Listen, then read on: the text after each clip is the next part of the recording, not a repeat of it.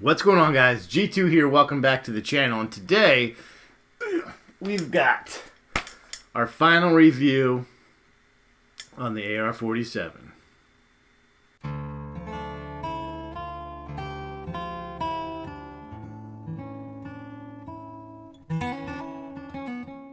So, you want to know how this guy did? If you're watching this and you're not a subscriber, what are you waiting for? God, we do this every single week. Hit the subscribe button, hit the notification bell so you're alerted every time that I upload new content and you're not in the dark. Alright, so diving right in. We upgraded the adjustable gas block. We added a fixed stock. We put on, what else did we do? The enhanced firing pin onto this.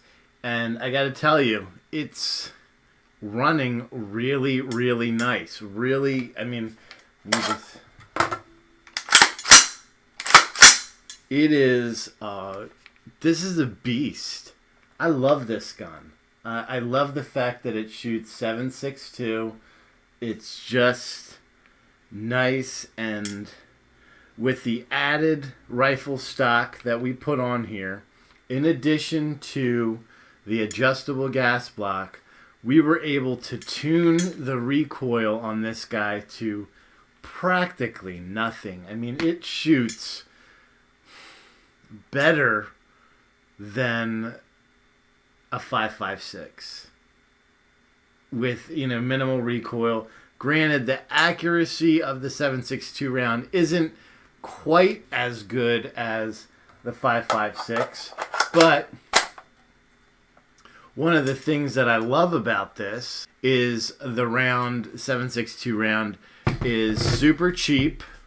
You can basically find them anywhere. Even in a crisis like we're in, that 7.62 round is easily available. So you can train with it, you can shoot with it, you can have fun with it and not feel like you're burning, some really, really good ammo. Like I said, the accuracy on this isn't the best. I mean, I won't say that it's bad. We were still 1.5, 2 MOA at 200 yards. And for me, listen, I'm not a great shooter, so for me, I'm good with that. I'm going to take that all day long. So it's kind of within the expectations that I have for the round. We have the longer barrel than I typically have on my AK, so we're getting a little bit better accuracy. We have our enhanced scope on here, so we're able to be a little bit more precise with our shot placement, and we're able to mitigate the recoil and the felt recoil by making this gun heavy. It's heavy. It's got a heavy buffer in it, a heavy rifle buffer. We have the rifle stock, and we also added, like I said, the adjustable gas block, so we're able to tune the cycling and get this right down to a really, really sweet, just, it's not overgassed, it's not undergassed, it's just perfect. And we actually put a suppressor on the end of this, and with that, this baby sung. It just sung. I just really love this build. And everyone told me, don't waste your time, don't bother, it's junk, they don't cycle, they don't function, they don't perform. They do. It does. If you do it right and you think about what you're trying to do in terms of your gas systems and your buffer system and your bolt system, if you get those three things, the holy trinity, nailed down, gas, bolt, and buffer, I mean, you could make a shovel run, a lawnmower run, whatever. The other thing that I heard was, when it comes to magazines, that people only say C Products magazines work. Well, I don't know what crap they're running, but this, I have C Products magazines, I have these Duramags, and they both run fine. No issues with either of them. I'm not gonna say C is better than Duramag because they both run exactly the same, no problem. So I don't know what that hype's all about.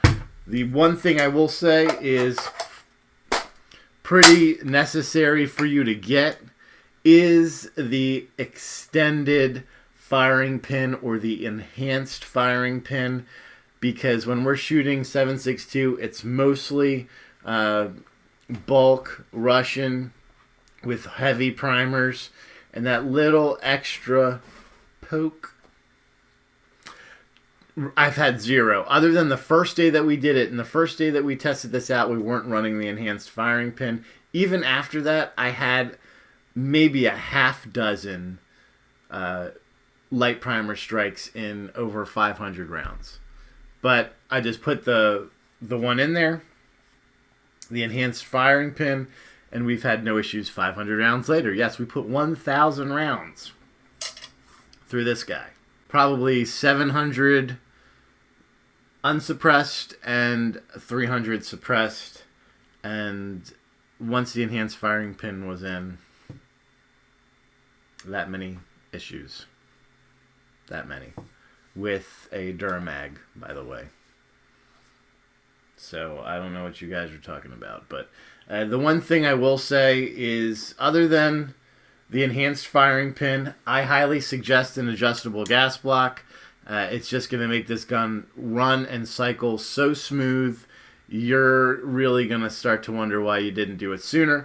The other thing that I would suggest, and the reason I liked having this rifle stock, because it has our little fun goodie bag in here that we can hold on to, is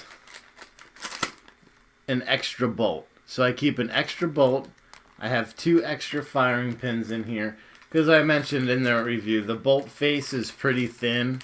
And there is a possibility, just because it's so thin, it's basically an AR profile of where the extractor is. Or the ejector, excuse me.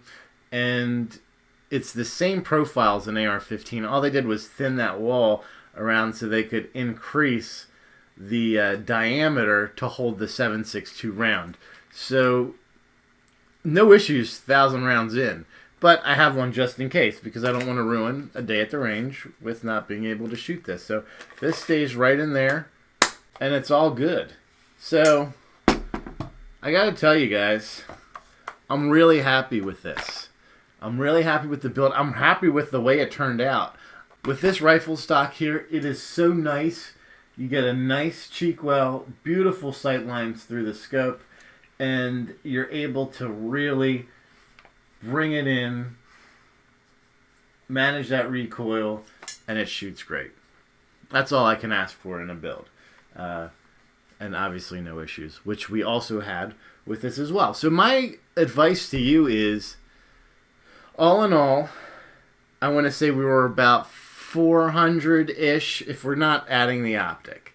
The optic was another 180, I believe, including the mount. So if we're just talking upper, lower, the stock, I would say we're in the 450 range. I think for 7.62 caliber round, that's well worth it. The money that you're going to save on 7.62 versus 5.56 is going to be pretty good. So if you think that I'm full of BS, you can send me the check of the difference between what you would spend in 5.56 and what you're spending in 7.62. I'd be more than happy to take that additional money from you. Feel free. PayPal it to me, whatever. I don't care. Yeah, I love it. This comes with me every time to the range because it is just a fun thing to shoot, and people love seeing it because for some reason it seems like it's a unicorn. Like, people have never really heard of a 7.62 by 39 AR, but I guess we got a unicorn. Whatever. So I'm going to wrap it up with that. If you're thinking about it, do it. You're going to enjoy it. You're going to love it. And for 200 yards, 1.5 MOA, that for me is pretty good. So until next time, make sure that you're practicing safe weapons handling at all times and treating every weapon as if it was loaded. God bless America. G2 out.